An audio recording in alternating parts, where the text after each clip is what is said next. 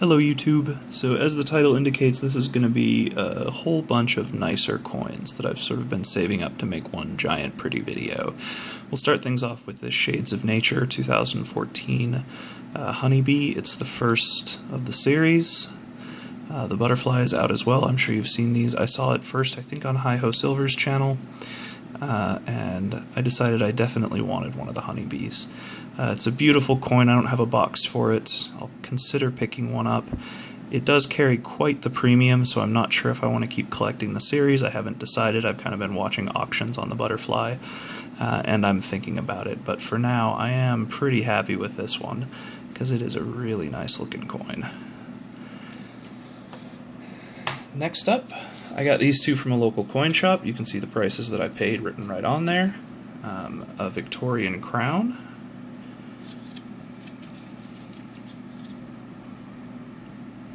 And the grade's on there, so I didn't have to worry too much about that. I think that's a reasonable price for one of these. I think I could probably resell it for more in its current condition. And then the other one doesn't have a grade written on it, but it does have the price I paid. And I would say, knowing very, very little about grading these, but having very briefly looked it up, that this is probably at least in very fine condition. In fact, I'm gonna call it a very fine. And if it is, then it's worth at least at least 12, so 14's not a bad price for it, and I liked it quite a bit. So those are both sterling. 925 silver. But they're more for the numismatic than for the silver.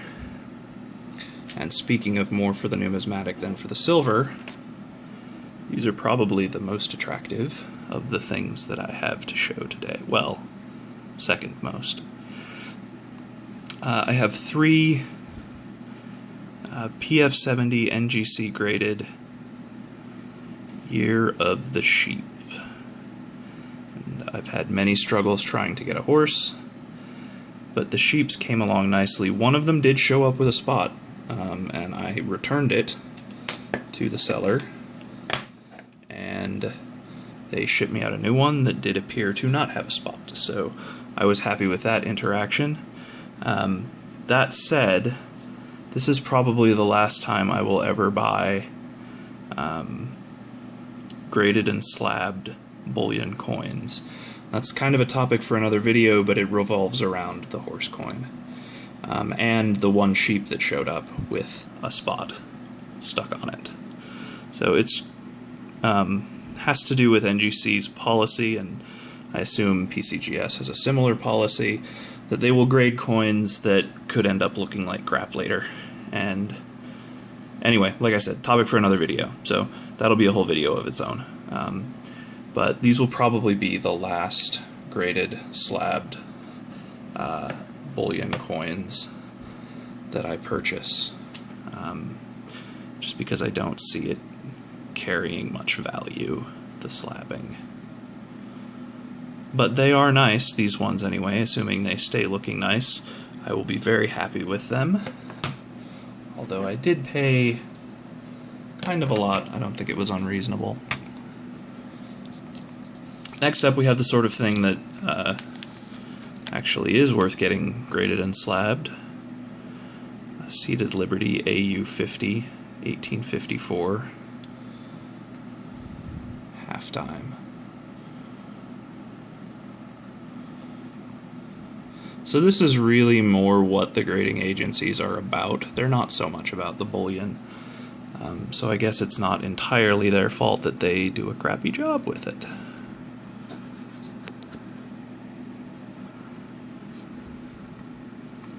I'm hoping I can get this to look good, because it is very nice, and it is toned nicely, but it doesn't want to focus nicely. But there we go. Halftime. Seated Liberty AU50. So that was quite a nice coin. As you can imagine, none of these came cheap. Finally, this one did come cheap. This came extremely cheap for what I got. It's a 2006 Panda.